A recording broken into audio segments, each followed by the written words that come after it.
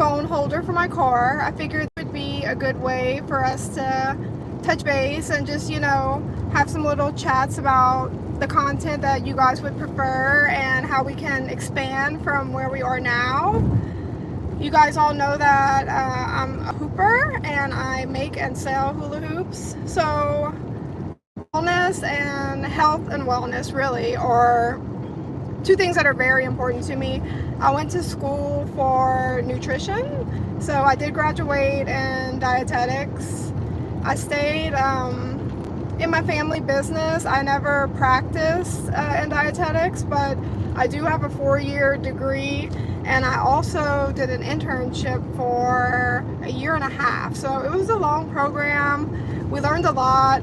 That's where I really learned how to gain control of my eating habits, better than they were before. Nobody's perfect. Diets aren't meant to be perfect. The thing that I hated most about dietetics was like the structure. They wanted everyone to be perfect, knowing that they're coming from a not so great eating habit already. So small changes are much more attainable, and you won't feel quite as overwhelmed. If you remove one bad thing from your diet a week, it will add up over time, just like it adds up on the opposite end, on the gain. It can add up on the decline of the weight if that's your goal, depending on your goals. Accountability is really the most important thing. And finding healthy alternatives. You can still eat snacks. It doesn't mean that you can't have snacks. You just have to make better choices than the ones that you make sometimes,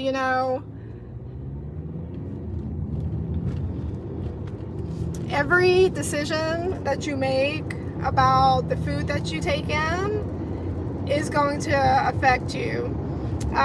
Whether it be, via vitamins and minerals or calories. It's about accountability and paying attention to what you're putting in your body.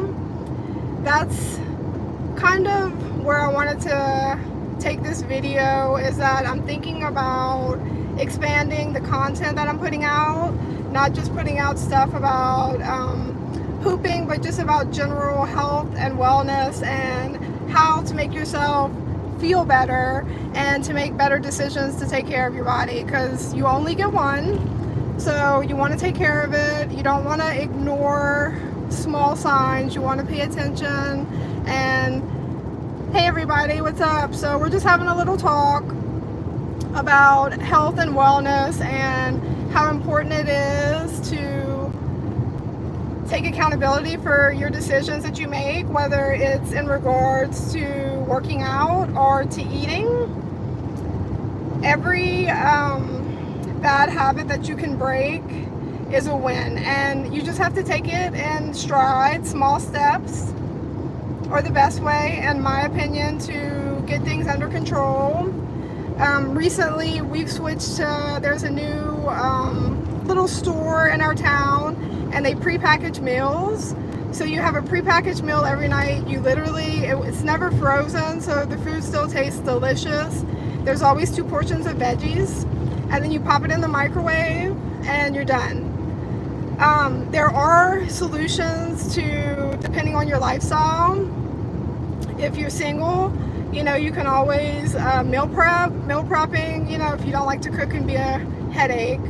Or you can find alternatives, like healthy choices, lean cuisines, anything that's portioned. Even if you cook for your family and say you're trying to watch your weight, just watch your portion is really the main thing. It's not about the food being bad or overwhelming for your body. It's just that it has too many calories. So that's really important, is not to deprive yourself.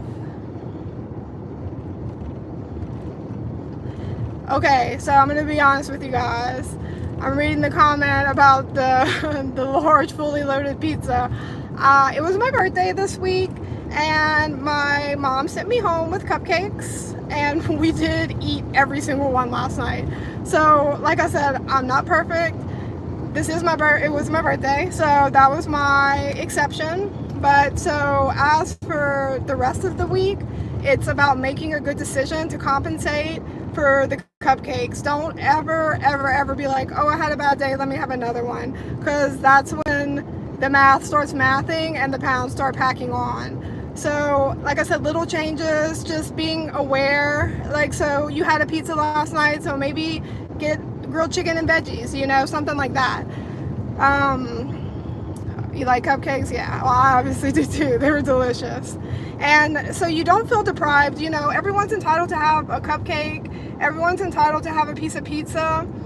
You can't live on a very strict diet. It's really about a lifestyle change. It's about wanting to make the right decision, having the information and the knowledge to make the right decision, and to hold yourself accountable. That's really the main things when it comes to dieting. There's no bad guy. Fat is good, carbohydrates are good, protein is good. Everything has a role in the body. You do not want to eliminate any category unless you have a allergy or something like that.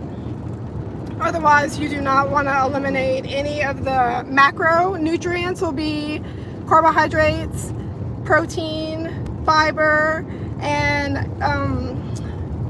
that's the macro. That's like the big nutrients. Micro, that gets into, you know, vitamin A, B, C, D. Hey Kelly. Stuff like that. So your macronutrients are all very important. Even what I've learned in dietetics, I don't agree with everything. Everything serves a purpose and has a role for the body. So that's why it's important to have a well-rounded diet. Don't be exclusive, I should say. Don't exclude anything. Like, you know, if you're trying to drop weight quickly, low carb will work, but it will climb onto your body as quickly as it climbed off. So it's really about, like I said, a lifestyle change. If you make a bad decision, make a better one. Have a couple good weeks. You might have a bad week. It's about, like they told us, it's like addiction. Once you fall off, it's about getting back on the horse. The first step will be pre-contemplation. So you're contemplating the change. You're aware that you need to make a change. The second one would be contemplation, where, okay, now you're like accountable and you want to make the change. And then it's about putting it into action. Of course, the final step will always be falling off.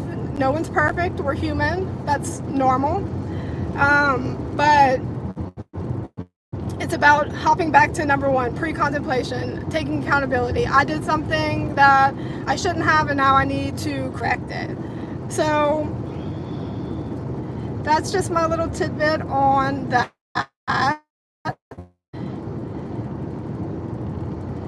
And see, like, macaroni isn't a problem if you eat a small portion. If you're, you know, cooking one of the little single serving packets, for instance, that's a single serving, so that would be okay. If you're cooking a box and you're eating the whole box, that is not necessarily okay. You should eat whatever the portion size is, or do it as like a treat. If you really enjoy it, do it on the weekends or something like that, or just eat a smaller portion would be the ideal solution to that. Okay, so yeah, boxes can start to make you look a little boxy after a while, if you get what I'm saying. But it's just, like I said, maybe do a half a box. That would be a good start. Start with a half a box and then add some veggies or something else that is light in calories. I'm telling you guys all of my dirty secrets right now. But one thing I would do with macaroni and cheese, I would like to crush chips into them. So like Doritos, delicious. Almost every roommate that I've ever had has picked up the habit from me. So like I said, I'm not perfect. That is something that I have stepped away from, the macaroni and chips.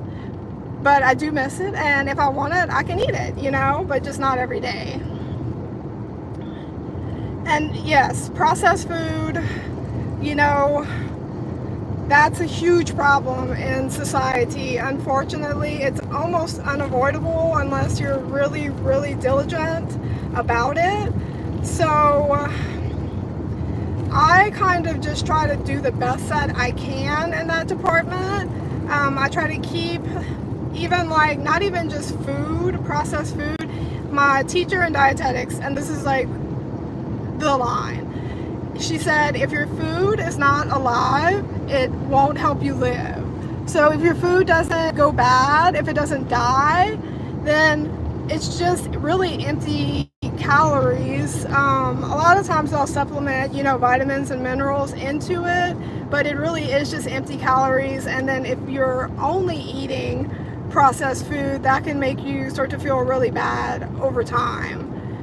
Just like sluggish and tired. And even some organic food still has pesticides and things like that. It's good to clean your veggies very well. Even like lettuce, like you're supposed to clean every layer of the lettuce, not just like the outside of the lettuce.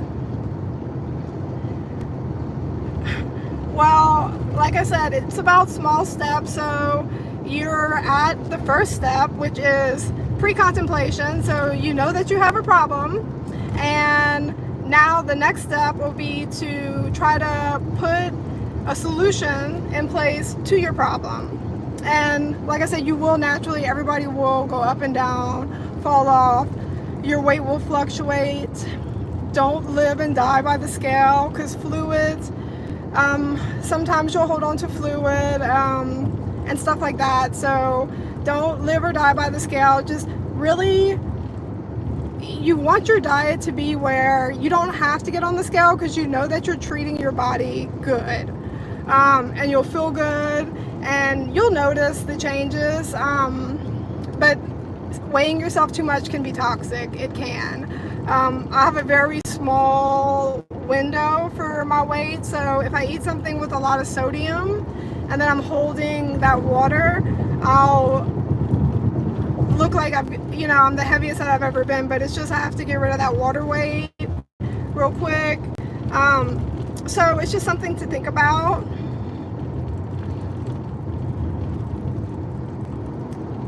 Well, yeah, and if your weight is good, that's great. Then you have the metabolism to eat whatever you're eating. So the recommendation that I would give to you, Nathan, would be to just add healthy stuff with the processed stuff. Like I said, the box of macaroni and cheese, if that's all you're having for supper, split that in half and then add a veggie, add an apple with some peanut butter. Like, if you have the metabolism to handle that, then go for it.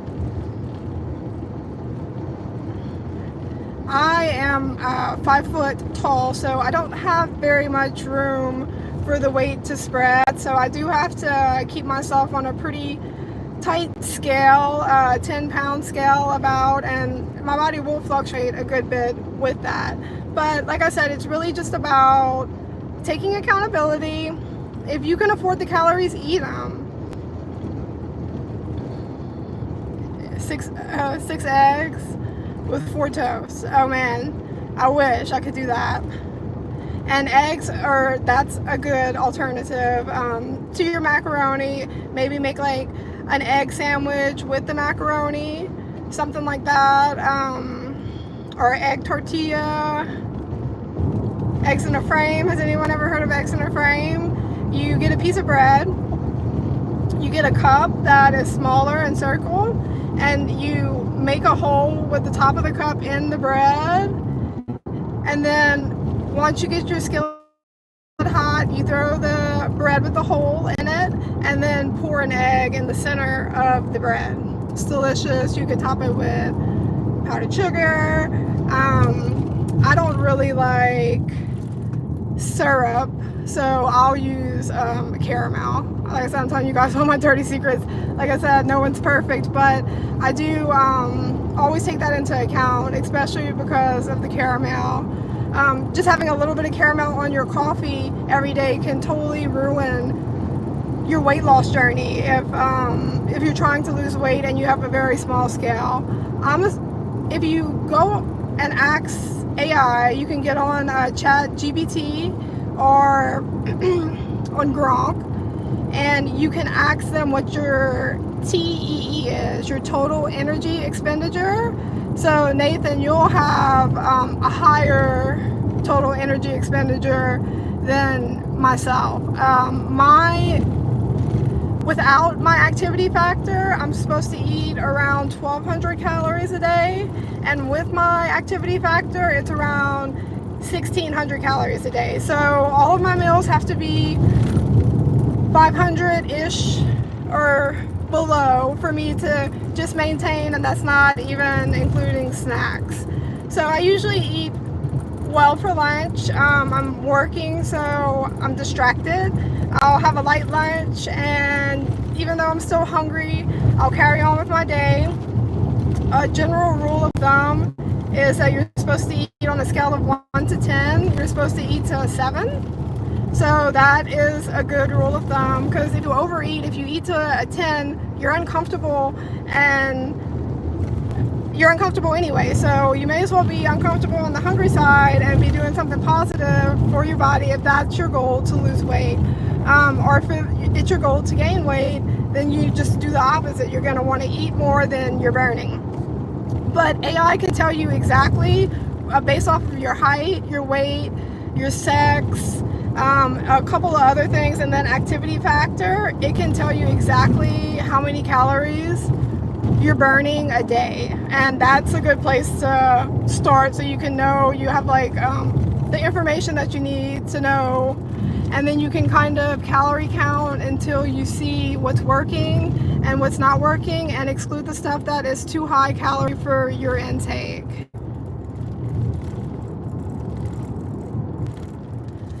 Yes, and we'll overeat even though we know that it's uncomfortable.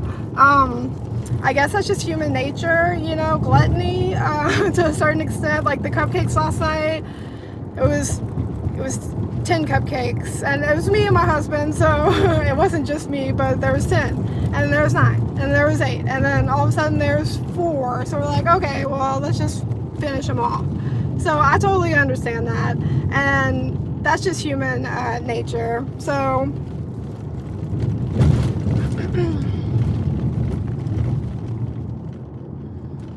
but really, like I said, on a scale of 1 to 10, you want to eat to a 7. Having a smaller plate is better, because people tend to want to fill their plate. So say if you have a 12-inch plate versus an 8-inch plate, the 12-inch plate, if you have that in your house, you're just going to eat more, just naturally, by trying to fill your plate.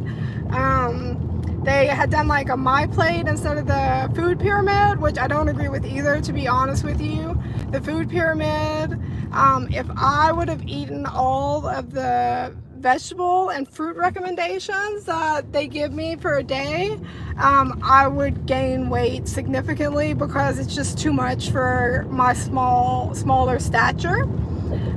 So yes, I get where they were going on the My Pyramid. We want you to get more fruits and veggies, and have a well-balanced diet. I do agree with that portion. With the My Pyramid, but everyone's different. We all have different calorie needs, so it really wasn't